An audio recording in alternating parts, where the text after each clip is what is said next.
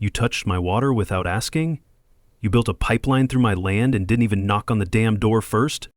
That's what I said when I saw the trench. Freshly dug, right through my grazing field, like my boundaries meant nothing. I'm Caleb Lawson, rancher, single father, and the last man in Dry Creek willing to fight over something most folks around here stopped believing they had a right to: their own land. Before I go further, I've got one question. Where are you watching from? Drop your city or state in the comments, and if this story makes you clench your jaw like it made me, go ahead and hit subscribe. Trust me, by the end of this mess, you'll see just how far I had to go to get my dignity and my water back. See, this ranch isn't just dirt and fence posts. It's the last thing my father left me when he passed. Every inch of it carries his fingerprint. He used to say, "Caleb, water remembers who it belongs to." Back then, I thought he was being poetic. Now, I know it was a warning. There's a creek on the northern ridge, just past the old water wheel. That wheel's been rusted and still for years, but I never took it down. It's a relic, sure, but it's our relic. I remember Dad showing me how to cup my hands and drink straight from that spring. Coldest water I ever tasted.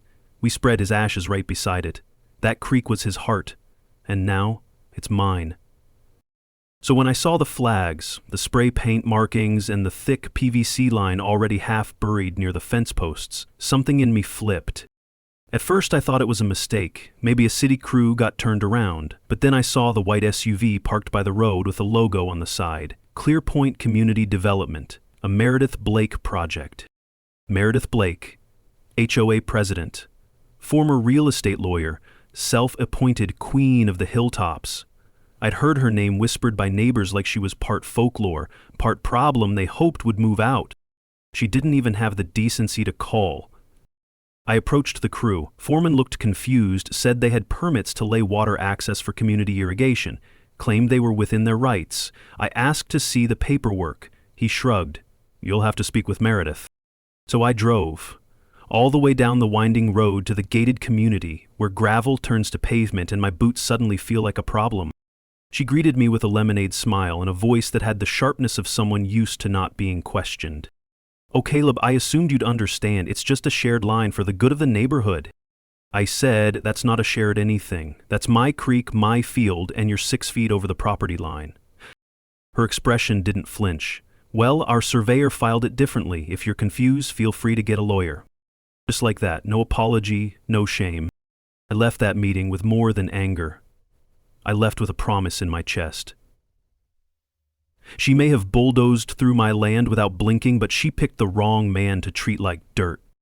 That night, I stood by the old water wheel with Jenna, my daughter. She's 17, sharp as a blade, and filming a school project about the history of water use in frontier towns. I told her, "You might want to start right here. This wheel's about to turn again." She raised an eyebrow. "You serious?" Dead serious. Because that wheel, quiet, old, overlooked, it's a reminder of what they think doesn't matter anymore. But I remember, and I'm not backing down. The next morning, I found a bright orange notice zip-tied to my gate. "Violation, unauthorized structure. Your livestock fence exceeds community aesthetic standards." It wasn't a fence. It was the same split-rail barrier my dad and I built 15 years ago, right after my mom died. We worked on it the day after her funeral, not because we needed to, but because we didn't know what else to do with our hands. That fence had history, not hinges. I yanked the notice down and stared at it. The logo in the top corner read, "Clearpoint Ridge Community Board," but in small print underneath, it was labeled as a courtesy warning issued by the HOA compliance chairperson. And guess whose signature was scribbled at the bottom? Meredith Blake. This wasn't about fencing, it wasn't about aesthetics. It was retaliation, slow, calculated, and cloaked in paperwork. Over the next 2 weeks, the notices stacked up. One for excessive noise, from roosters that had lived on this land longer than half her board members. Another for unpermitted signage, because I put up a wooden arrow pointing to the creek labeled Dad's Spring. She even tried to fine me for dust on a dirt road. I wasn't shocked, not really. This is what people like Meredith do when they realize they've crossed a line. They bury you in documents until you're too tired to fight. But she didn't know me, not yet. That's when Jenna walked in, holding a flyer from the community center. She dropped it on the kitchen table and gave me that smirk of hers. "You might want to check this out. The headline read, Clear Point Community Pipeline Initiative launches this month, sustainable water for the next generation. And I stared at the picture.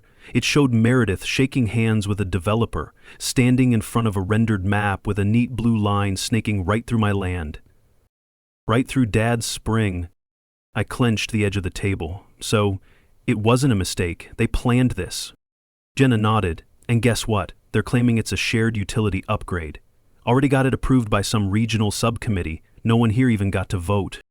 I drove to the county zoning office that afternoon. The clerk, a young guy in a worn-out polo, pulled up the permits. Sure enough, there it was.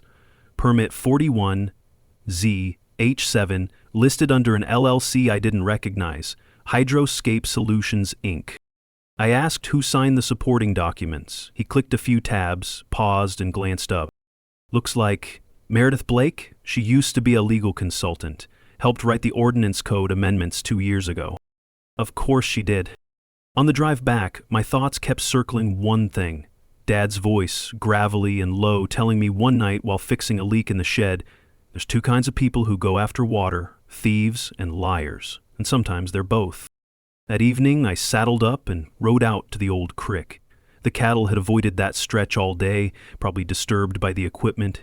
But when I got to the bend, I spotted something else, a short orange flag planted next to the water wheel. I dismounted, picked it up, and turned it over. It had a tag that read, Line Route Verified Phase 1.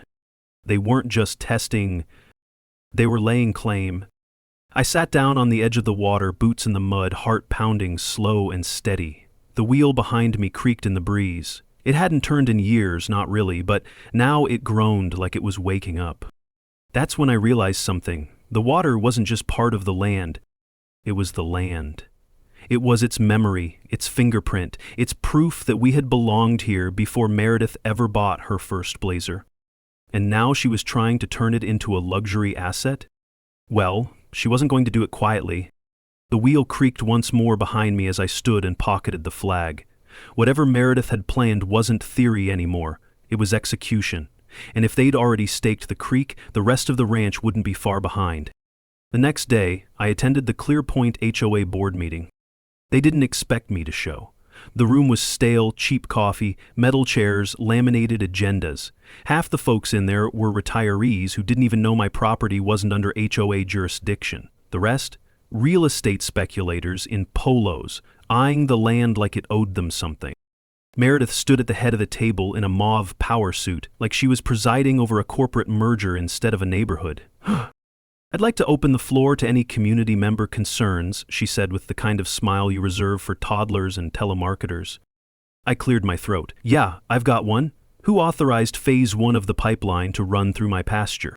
All heads turned. Some blinked. One guy actually dropped his pen. Meredith's tone didn't falter. Caleb, as we've discussed. We haven't discussed anything, I cut in. You sent a contractor to tear into my land without so much as a knock on the door, and now you're sitting here acting like we're all on the same page? Silence. But not everyone was looking at me. Grant Miller, the HOA treasurer, stared straight down at his notepad. I hadn't seen him in years. He used to be friends with my older brother, rode dirt bikes together before life turned into mortgages and cholesterol checks. Now, he looked like a man aged by paperwork and regret. I leaned in. Grant, you signed off on this? His pen twitched, his fingers trembled slightly. He didn't answer. Meredith stepped in. Mr. Lawson, if you have a formal complaint, you're welcome to submit it in writing. Otherwise, you don't get to lay pipe through someone's heritage and call it a clerical issue. Grant's hand stopped moving. After the meeting, I caught him in the parking lot. He was unlocking his sedan, hands shaking as he dropped the keys. You knew my dad, I said. You know that creek was everything to him. He nodded once, eyes still averted. So why are you helping her steal it? He looked like he wanted to speak. Really speak. But then Meredith's voice rang out across the lot. Grant, let's go, we've got another stop. And just like that, he was back in her shadow, shuffling off without another word. That night, I sat out on the porch, Jenna editing video clips on her laptop beside me. She'd filmed snippets of the meeting from the back row, not everything, but enough. Watch his hands, she said, scrubbing the video back. When you asked about the signature, I leaned closer. Grant's hand trembled like it was holding a weight he hadn't chosen to carry. Hell is scared, I muttered, and guilt's a hell of a leash.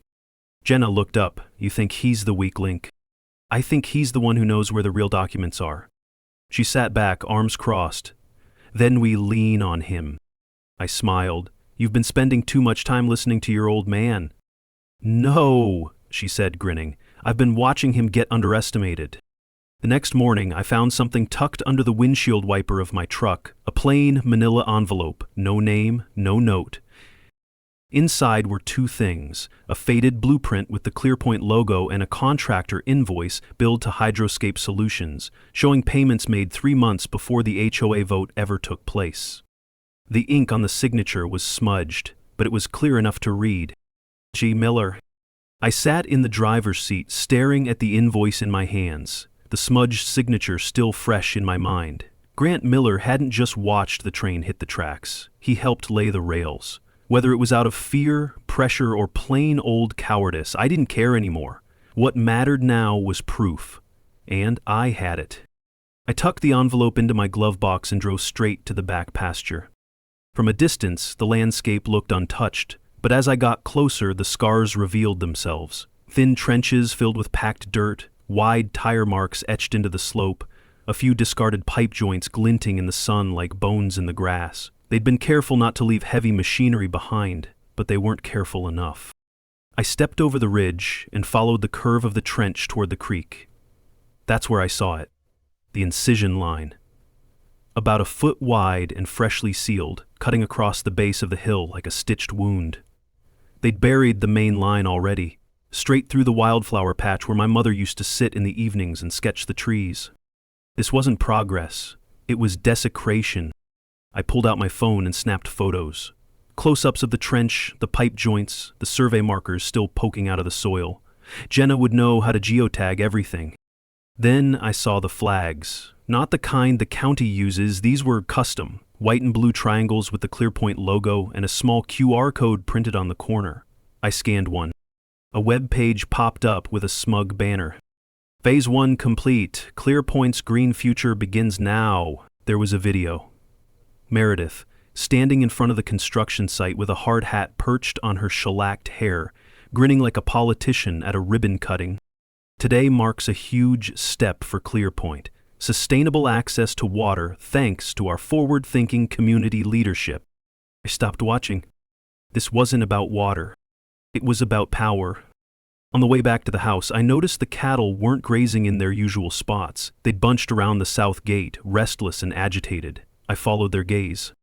A white truck with a magnetic ClearPoint badge sat just beyond the tree line. 2 men inside, one eating something out of a paper bag, the other holding a clipboard and rangefinder. I parked the ATV sideways and walked straight over, knocked on the driver's side window. The man rolled it down halfway. Something we can help you with? You're on private land. He glanced at the clipboard. According to our maps, we're within the easement. You're about 50 feet inside my boundary, I said, and unless you've got papers to prove otherwise, you've got 10 seconds to turn this thing around. He looked like he wanted to argue, but something in my face changed his mind. He tossed the rangefinder in the back seat and turned the key. Gravel crunched as they pulled out. That night, I stood at the old water wheel again. It didn't turn, but it leaned just slightly, like it was listening. Jenna joined me with her laptop under one arm. You're going to want to see this. She'd edited the drone footage she'd taken earlier that week. From above, the trench cut through the land in a perfect arc, but what caught my eye was the line's origin point. It didn't start on my property. It started at the edge of the ridge, a strip of dry brush, just uphill from the spring head. Zoom in there, I said, pointing. She did, and what we saw made my stomach drop. A cluster of PVC caps and control valves, camouflaged by dead grass. Not construction, extraction. They weren't diverting water. They were tapping it. Jenna turned to me. They're stealing the source. I nodded slowly. And we just found where the pipe begins. I couldn't sleep that night, not after seeing it. Those caps, the valves, the precision of it all. Meredith hadn't just authorized a project. She'd orchestrated a full-scale siphon system and buried it so cleanly half the county would swear it was hers by morning. But I knew better, and I had a feeling my father did too. At dawn, I grabbed a flashlight, gloves, and the spare keys to the old barn loft, the one place I hadn't touched in years. Not since the day we boxed up his belongings, still too raw from the funeral to sort what was worth keeping from what hurt to look at. The ladder groaned under my boots as I climbed. At the top, the dust was thick enough to taste. Spiderwebs stretched from rafter to rafter, like nature had been trying to keep people out on purpose. But I wasn't turning back. The air was stale, but the memories were sharp. The scent of machine oil, pine wood, and that faint trace of my father's aftershave. Old Bay rum, the kind no one under 60 wore anymore. I pulled the chain on a single bulb. It flickered, buzzed, then held. The light swung like a pendulum, casting shadows over a pile of crates and rusted tools. I dug for over an hour. Manuals, receipts, coils of fencing wire. Then behind an old saddle, I spotted a warped ammo box. Military issue, green with rusted hinges. It was locked. I pried it open with a screwdriver and braced myself. Inside were several folded documents. A map, a letter, a plastic bag with 2 photographs. One of Dad beside the water wheel, the other of him shaking hands with a man in a county assessor's jacket. I unfolded the map first. It was hand-drawn, marked with ink so faded I had to squint. It showed Lot 17B, a rocky ridge just beyond the springhead, circled in red, and right above it, in my father's handwriting, source sits here, not Clearpoint, not negotiable. Beneath it, a second line. If they ever come for the water, don't go to war, go to the records. I opened the letter. It was dated 1985. Hey, look, if you're reading this, it means the fight I tried to keep you out of has finally found you. I filed the water rights claim under your name back in '83. Lot 17B is yours, bought in cash and kept off the books because I didn't trust the HOA even then. They'll try to rewrite the map, but the spring doesn't lie. If they tap it, you've got the leverage. Don't yell, don't fight, just prove. Yeah, I sat there for a long moment, blinking against the light. This wasn't just a battle anymore. It was an inheritance. I rolled up the map, sealed the letter back in its envelope, and packed everything carefully. When I stepped out of the barn, the morning sun had started warming the grass, and for the first time in weeks, I felt like I had the high ground again. Later that day, I returned to the county assessor's office with the documents in hand. The clerk, different guy this time, older and less eager, took one look at the deed copy and raised an eyebrow. Well, I'll be. Lot 17B, that's technically outside Clearpoint boundaries. I nodded, and it holds the spring Meredith Blake just tapped into. He scanned the files, whistled low. She's gonna have a problem then. This isn't part of the shared utility overlay. This is standalone. That's what I needed to hear. When I got back, Jenna was already waiting near the ridge, camera in hand. You look like someone who just got away with murder, she said. Better, I replied, holding up the letter. I just got the evidence they never thought I'd find. She tilted her lens down the hill toward the buried valves. So what now? I smiled. Now we give the water a voice. By noon, I had the deed, the map, the letter, and the photos all scanned, backed up, and filed in a fireproof box Jenna bought that same afternoon. She labeled it in Sharpie, in case of Meredith. Humor runs deep in this family. But while I now had the ammo, I still needed to figure out the terrain. Specifically, how the HOA got this far without ever running into Lot 17B on a zoning map. I drove to the local records office with one question in mind. What did Meredith miss? The clerk on duty, a woman named Dana, flipped through the property archives like she was dealing cards. Lot 17B, she asked. Nobody ever comes asking about that one. Well, not because it's a relic. That lot wasn't merged into Clearpoint Ridge during annexation in 1999. The assessor at the time claimed it was too steep to develop, didn't even have a paved access road. But it's got water, I said. She chuckled. And that makes it gold. She pulled the file. There it was. Caleb Lawson, registered owner since June 1983. Not listed under any HOA. No liens, no disputes. I took photos of every page. Driving back, I couldn't help but notice a new sign posted near the main gravel road into my land. A clean, white placard with corporate-style branding. Access route, Clearpoint Utility Road, private use only. I stopped the truck, got out. They directed a chain gate across the road, padlocked and staked into the gravel. 2 traffic cones flanked either side like they were guarding the Queen's jewels. My jaw tightened. This wasn't a coincidence. I called the number listed at the bottom of the sign, Clearpoint Legal Liaison. Some receptionist answered. I asked her why a road that cuts through my land now claimed private status. She put me on hold. 30 seconds later, I was transferred to Meredith Blake. Her voice came on calm, too calm. Mr. Lawson, I see you found our new access arrangement. Funny, I don't remember granting you a right-of-ways.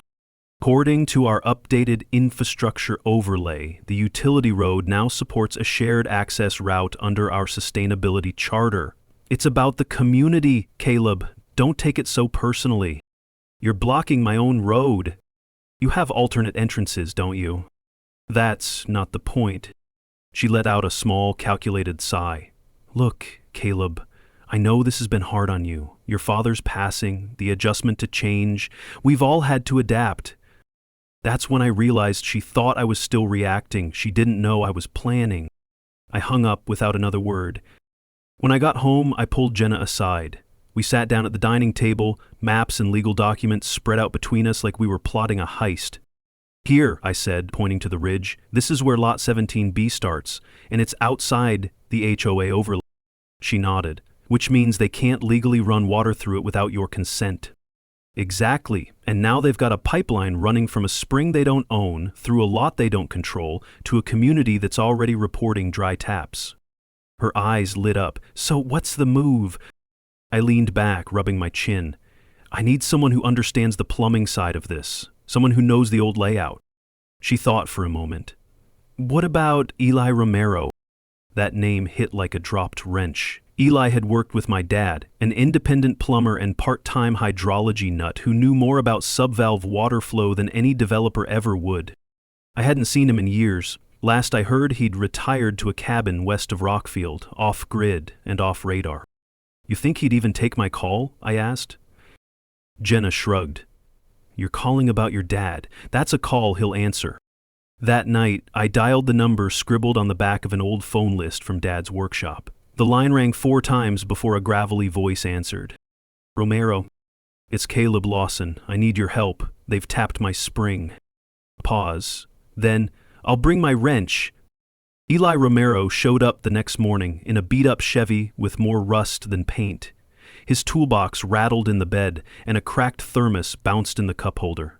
Same deep-set eyes, same worn boots, same handshake, firm, no small talk.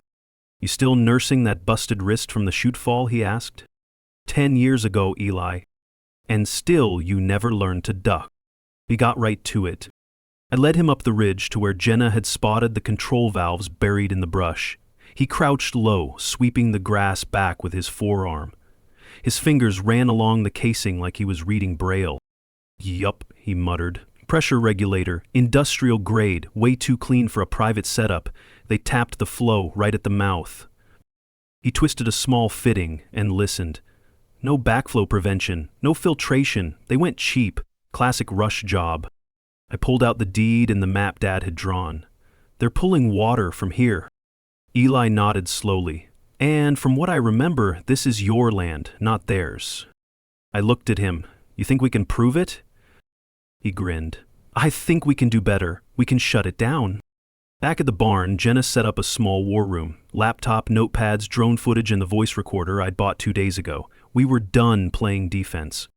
I knew Meredith would try to deny everything, so I needed someone to confirm what I couldn't record behind closed doors. Enter Grant Miller. I found him sitting alone in his car at the gas station near the southern exit, tapping the steering wheel like a man trying to outrun his own guilt.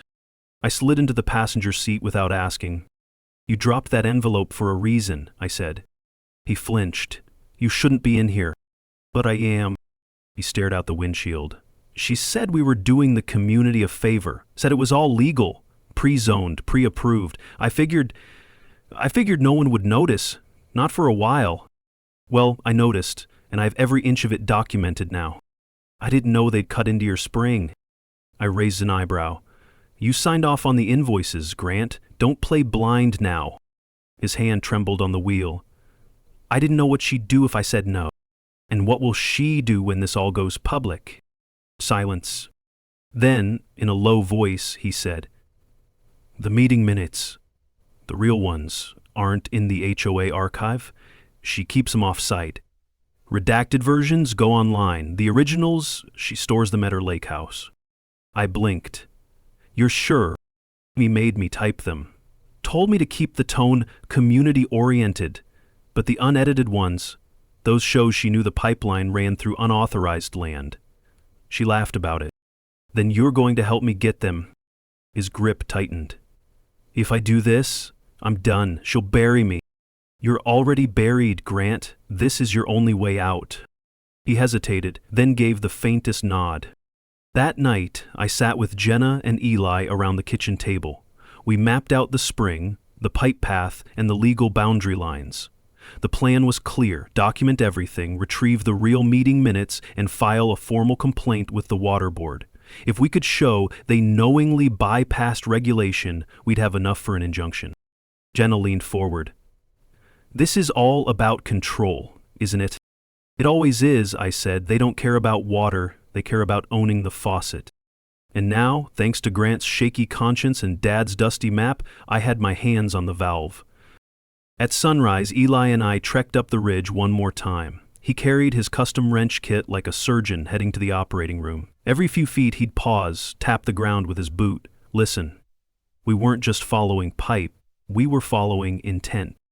This isn't some backyard setup, Eli muttered, brushing dirt off a hidden valve cap.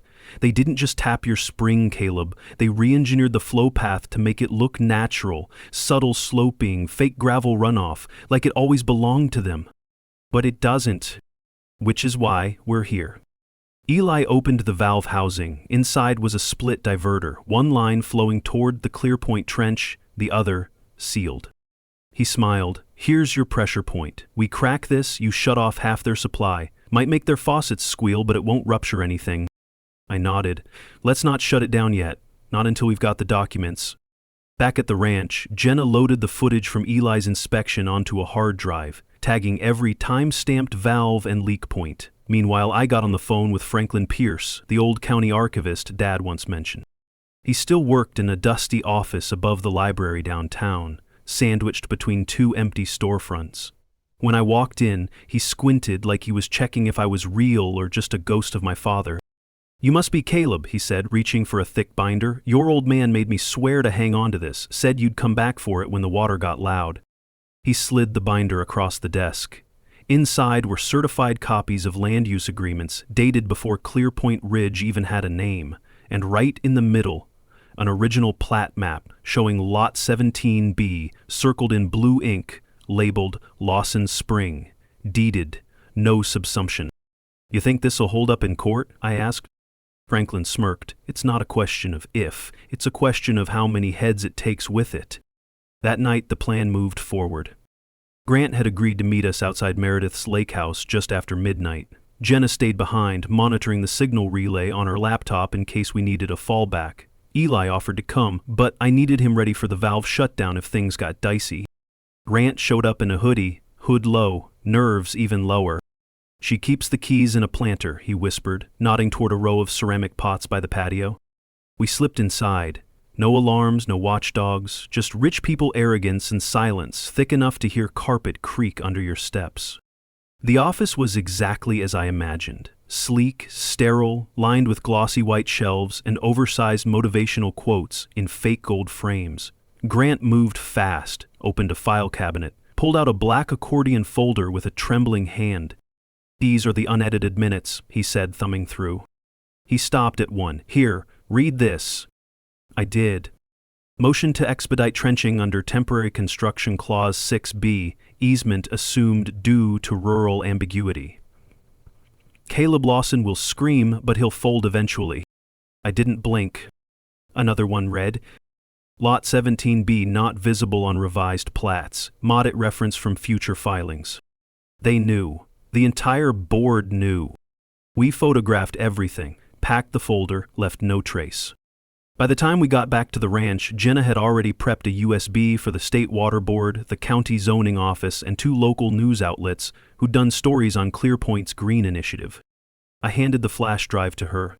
"Ready? You said it when it mattered," I replied. "Now it's on paper." We attached his confession to the growing document bundle Jenna kept in a cloud folder labeled The Reckoning. Appropriate. That evening, I sat alone on the porch for a bit. No planning, no scanning, just listening. The creek sounded clearer, louder even. It carried the kind of peace I hadn't heard since before this mess started. I pulled out Dad's letter again, creased at the edges, the handwriting still strong. "If they ever come for the water, don't go to war. Go to the records." He'd been right. I didn't win by yelling, I won by digging. A few minutes later, I heard a car pull up. Meredith. She stepped out wearing a crisp blazer and sunglasses like she was still in control of something. Her smile didn't reach her eyes. "Caleb," she began, "we've clearly had some miscommunication. Is that what we're calling grand theft and forgery now? I'm not here to fight. I'm here to talk terms." I didn't say a word, just folded my arms.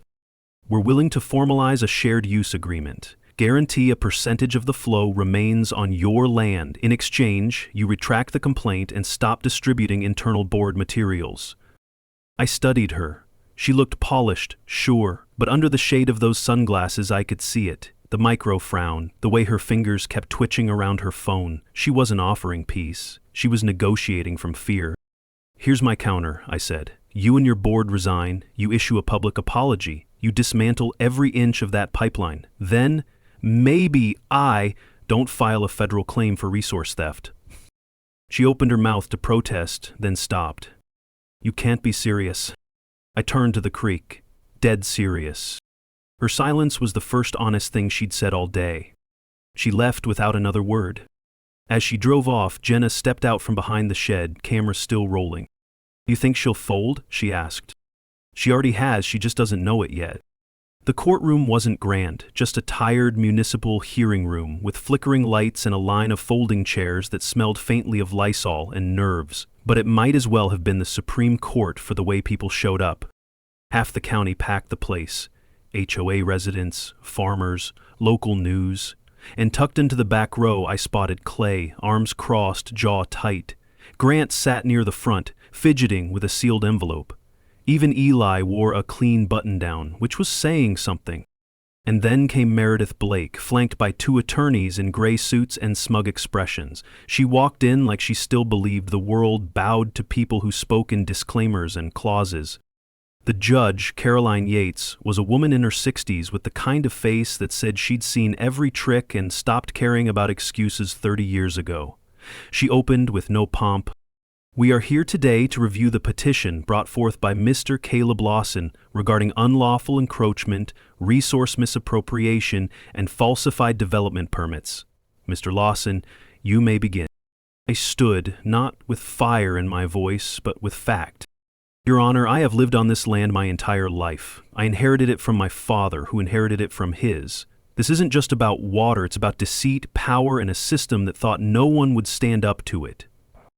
I handed over the flash drive. Inside are drone recordings of unauthorized trenching, footage of the illegally installed valve system, and a time-stamped video of the diverter line being shut off. On my land, which I legally own as Lot 17B. The judge nodded. Admitted. Next, I held up the binder Franklin Pierce gave me. "These are certified documents from the county archives. They show the springhead was deeded independently in 1983 and was never absorbed by Clearpoint Ridge. The plat maps submitted by the HOA were altered." I turned to Grant, who stood up slowly like gravity was trying to keep him in the chair. "I was the HOA treasurer," he said. "I was instructed to redact official minutes, conceal pre-approval payments to contractors, and falsify easement routes. The original minutes are in this envelope." He handed it to the bailiff with trembling hands. A quiet murmur passed through the room. Judge Yates glanced through the pages, her expression unchanging. "And these signatures?" "Meredith Blake's," Grant said. "All of them." Meredith's lead attorney stood. "Your Honor, these allegations are being exaggerated for emotional effect. The community benefited from the project." Yates looked at him like he'd just insulted her intelligence. Emotional or not, the evidence is material. The HOA overstepped its authority, operated without consent, and deliberately concealed its actions. Then she addressed the room. Let it be known, this court finds Clearpoint Ridge HOA in violation of state water appropriation statutes, zoning encroachment law, and willful document suppression. The board will be dissolved pending re-election. All installed infrastructure on Lot 17B will be removed within 30 days. Meredith flinched but kept her face stiff. And Miss Blake, the judge added, I suggest you start preparing for a civil countersuit. Gasps echoed. For once, Meredith had nothing to say. Outside, reporters rushed up, cameras flashing. I said nothing, just raised a hand and walked toward the truck where Jenna waited, already editing her next post. You did it, she said, sliding her sunglasses up. No, I said, glancing back toward the courthouse. We did, and that spring's still flowing. Back at the ranch, the water wheel spun like it had waited all these years for this moment. Slow, creaking, free. 3 weeks later, the bulldozers came back, but this time they weren't digging, they were ripping up. Pipe sections came out in jagged pieces, dumped into flatbeds like rusted relics of arrogance. HOA-branded stakes were yanked out of my fields, one by one. No ribbon cuttings, no speeches, just silence and the sound of machines undoing the damage they tried to disguise as progress. I didn't lift a finger, just watched from the ridge with a coffee in one hand and Dad's old field notebook in the other. Eli stood beside me, arms crossed. They're dismantling it faster than they built it. Guilt works fast, I muttered. Fear works faster.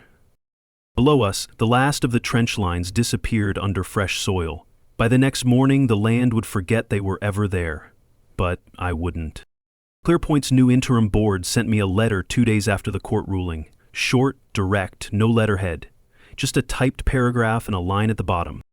We acknowledge our wrongdoing and accept full responsibility. We are suspending all infrastructure projects until further review. You will receive no further communication from us. No signatures, no names. Which was fine by me. I'd gotten what I came for. The land, the water, and the right to defend both without asking permission. Jenna finished her documentary the same week. She titled it The Spring Remembers and opened it with drone footage of the creek glistening in golden light. It ended on a slow zoom of the water wheel turning peacefully, overlaid with my voice. This land wasn't just inherited, it was entrusted. And you don't sell what you were meant to protect. The film went viral. Viewers from across the country, Texas, Arizona, even Maine, shared their own HOA horror stories in the comments. Fines for the wrong mailbox color, threats over garden beds, eviction notices for patriotic wind chimes. Turns out it wasn't just about water, it was about dignity. Jenna read the comments aloud at dinner. Someone from Utah wrote, "You gave me hope. I thought I was the only one fighting back." "You're never the only one," I said. Grant moved out of Clearpoint quietly, left a note in our mailbox. No apology, just a thank you.